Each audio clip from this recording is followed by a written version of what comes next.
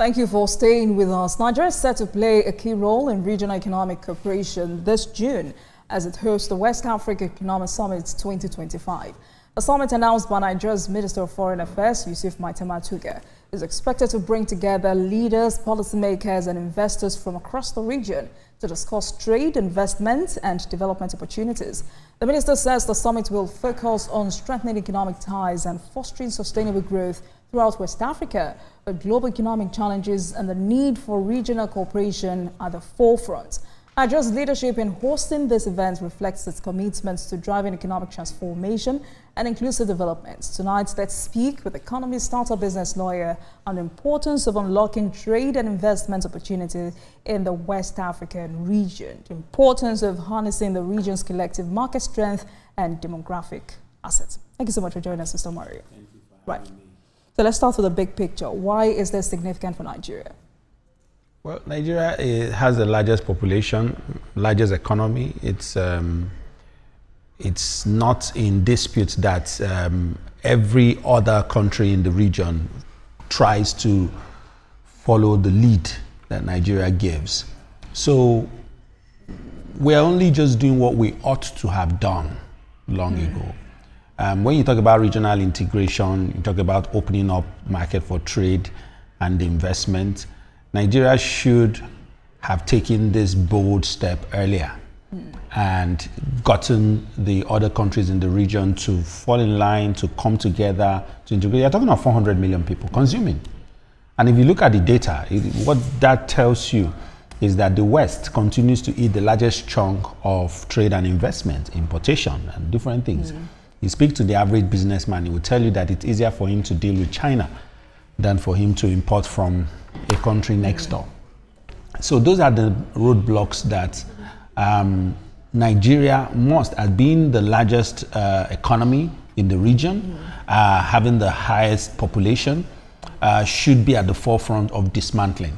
Is it just about the population or the big brother factor? Because, I mean, the theme of this summit, according to the minister, is unlocking trade and investment opportunities in the region. And going by the words of the minister, this will serve as a strategic platform for shaping the region's economic future. How important is this? How does this align with Nigeria's economic and regional leadership ambitions? So, strength is viewed from your ability to bring together everyone around you.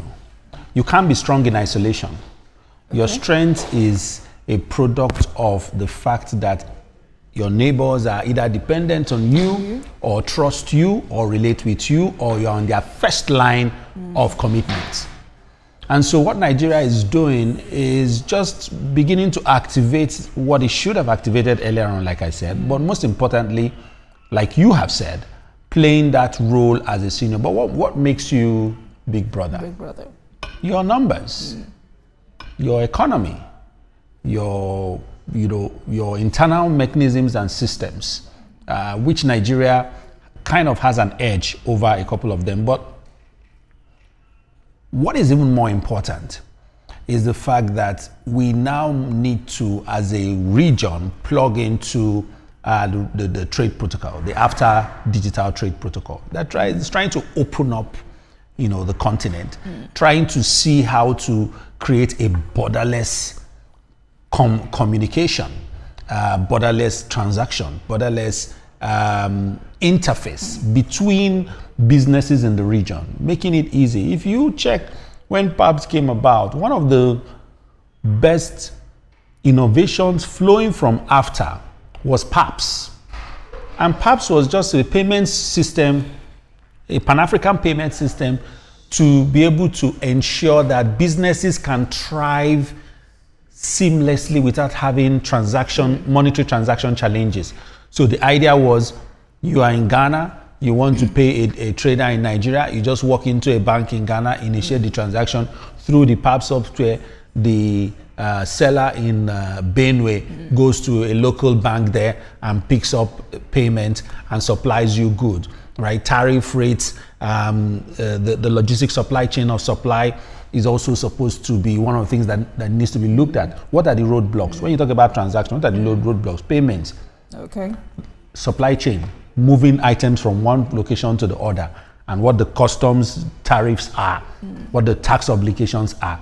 And so if Nigeria meaningfully wants to open up business with the region, one of the things it must do is must dismantle its own roadblocks, and then encourage others to dismantle theirs. Luckily, our president, I believe, is the chairman of the ECOWAS Council.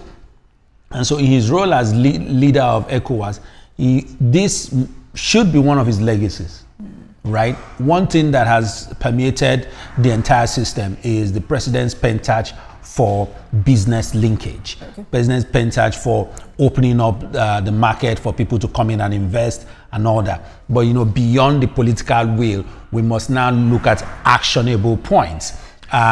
Ease of doing business is not lip service. Ease of doing business is ensuring that there are mechanisms in place that make it easy for you to transact, right? I know that sometime last week, the Minister of Trade and Investment and the Controller General of Customs commissioned a project that was to ease exportation and importation of goods within the region, flowing from, you know, the after trade protocol. So it's a work in progress. So you've just highlighted how, you know, differences in economic policies and levels of developmental impacted policies or regional integration in West Africa. But apart from that, how have political instability and conflict within the region slowed down, excuse me, sorry about that, slowed down integration progress? Well, unfortunately, Africa continues to be defined by its political leadership and not by its economic strength,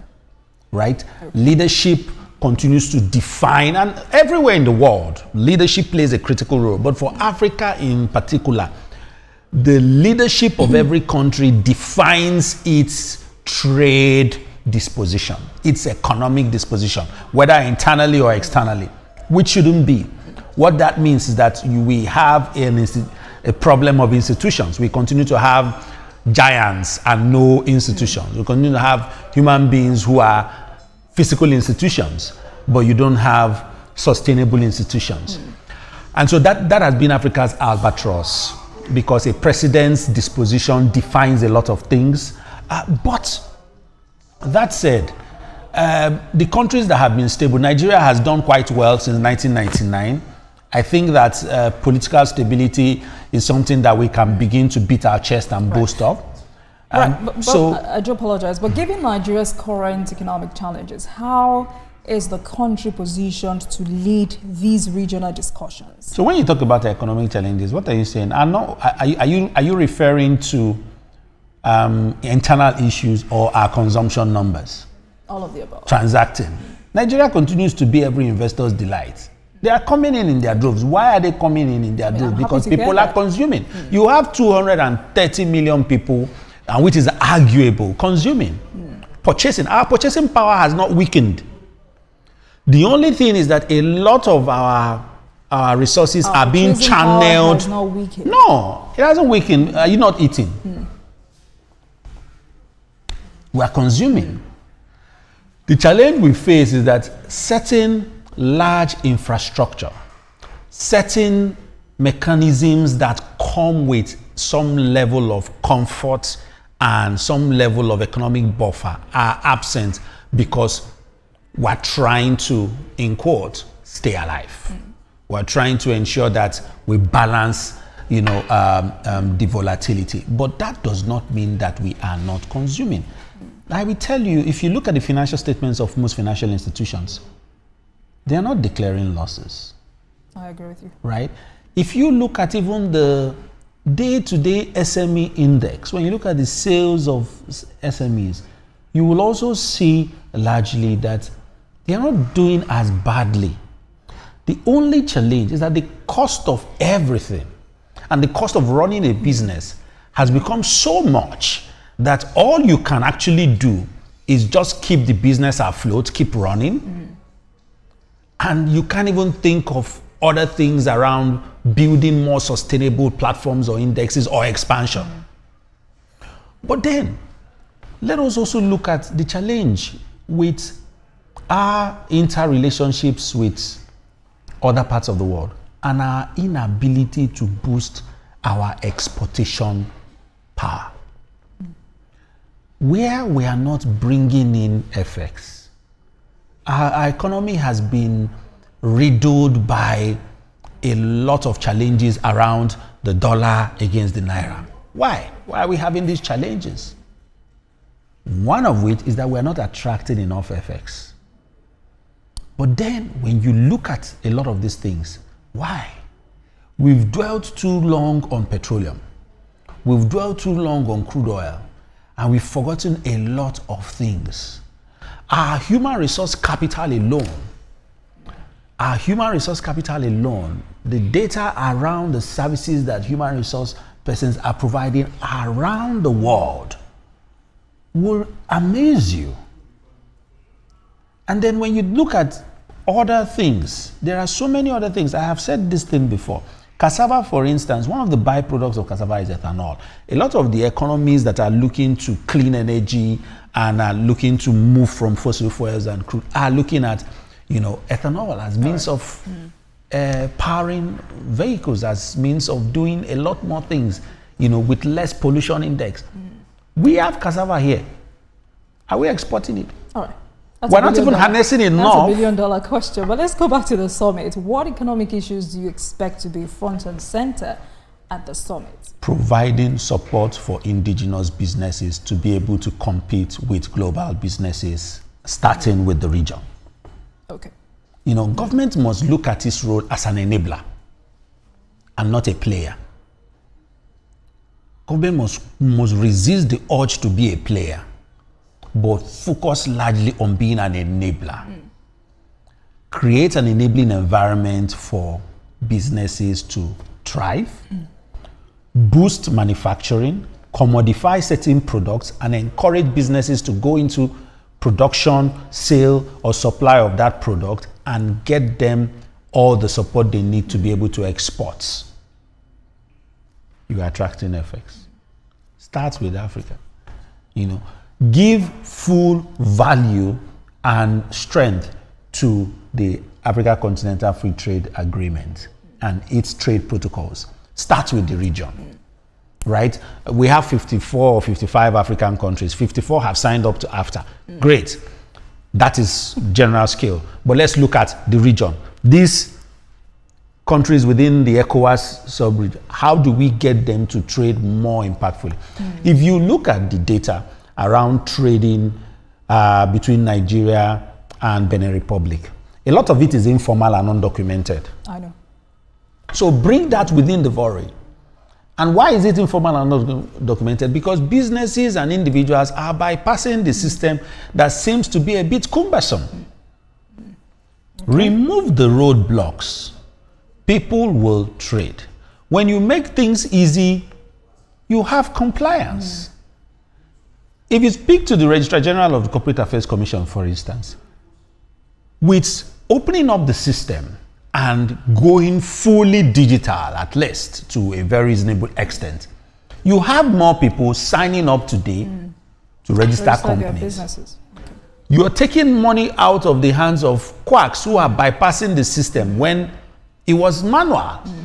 And so we're providing, uncertified or even outrightly fraudulent documents to people who needed companies. But today, it's young entrepreneur starts in the comfort of his bedroom and says, okay, I want to open a corporate account, goes on the CHG website, registers his company, gets his certificate, and moves on. That is government in action. What has happened? You have simplified the process and you have enabled compliance.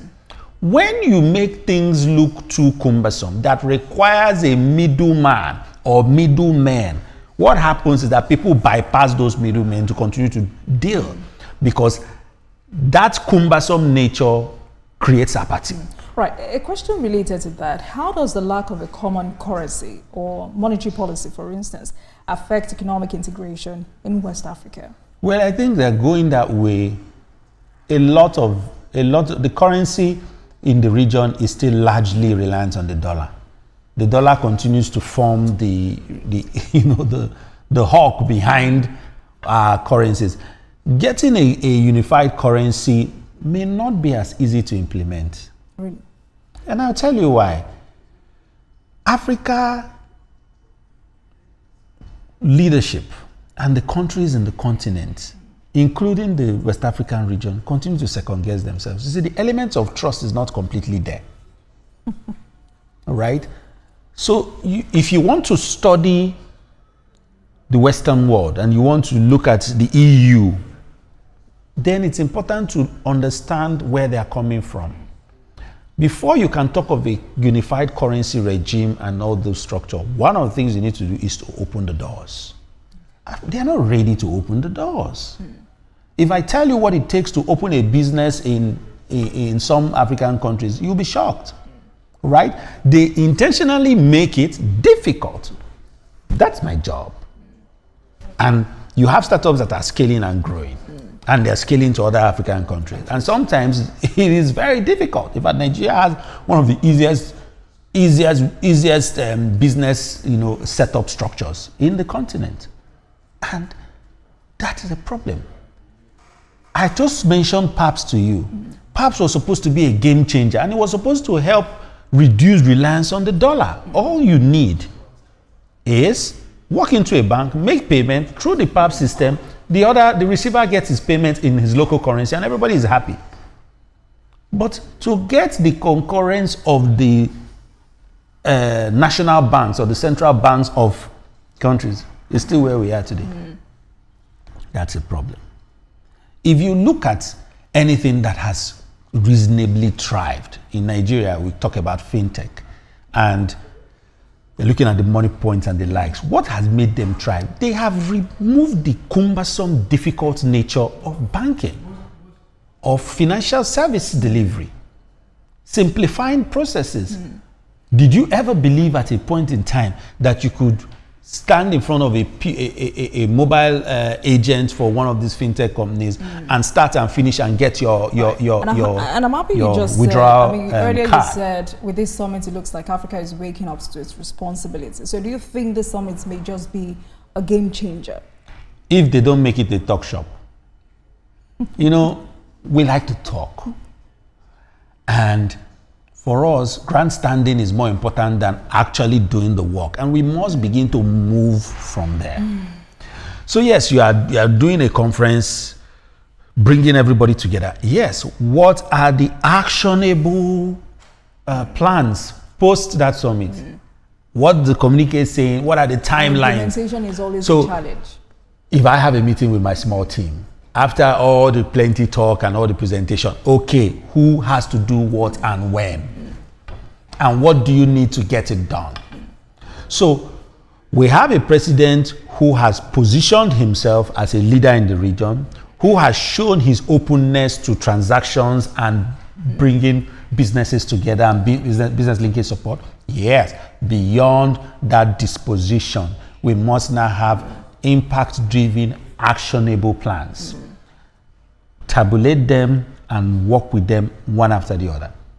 Do you see that happening after this summit? Because I'm concerned about regional impact, especially with the recent celebration of ECOWAS at 50. So how might this summit help advance regional trade, integration across West Africa? So people don't buy what they have. People don't buy what they don't believe in.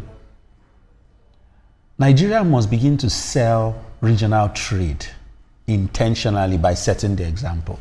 Okay. We must, make the first line sacrifice first before others will begin to say, oh, Nigeria has done this. Maybe we should buy into this. The best way to sell a product is to use it. And so when you use it, people see that, okay, this is working for you, they'll buy it. Why do you have influencers today? So Nigeria must become the biggest influencer of a dismantled trade arrangement. A system where all the roadblocks are dismantled and a free-flowing highway, easing transactions, easing importation, easing exportation, while also ensuring that we're not losing revenue. Customs must see its role, not just as a revenue generating agency, but also as an important persona, entity in our global trade expansion plan. Because if customs is not amenable and their tariffs, their procedures, their guidelines are not pro-importation, pro-exportation, do not encourage regional businesses, whatever government is doing will fail. And you know, we have this challenge, and I think that the Business Facilitation Act addressed it, but I'm not sure that it is getting the implementation it should get. Government is singular, it's one. But you see, entities of government continue to operate in silos. Oh, we are doing this is what we need to do, this is our mandate. It can't work until they see themselves as having a common objective. What is a common objective? Once they all buy into that common objective, everybody falls in line and becomes separate implementation arms of a common body, right? So the eye is not functioning on its own. It's helping the body see.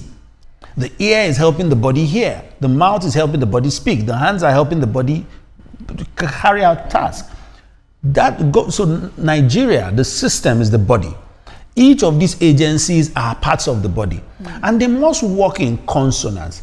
If when I want to get to that end, my eye decides to sleep because it has been working while I was here, I will fall. You know, so that continues to be one major problem that has to be addressed. Getting everybody in sync to look the same way, seek the same objective, achieve the same results. All right. Sadly, we're out of time, but I would have loved to ask if you thought the end result of this summit would have real impact on infrastructure, jobs, and trade in the region. It should. It should. Right. It should. If they give it the right attention. All right. Quite optimistic. Thank you so much for joining us. I'm Maria de Gravity. Thank you for having me. Thank you so much for always. Thank you for having me.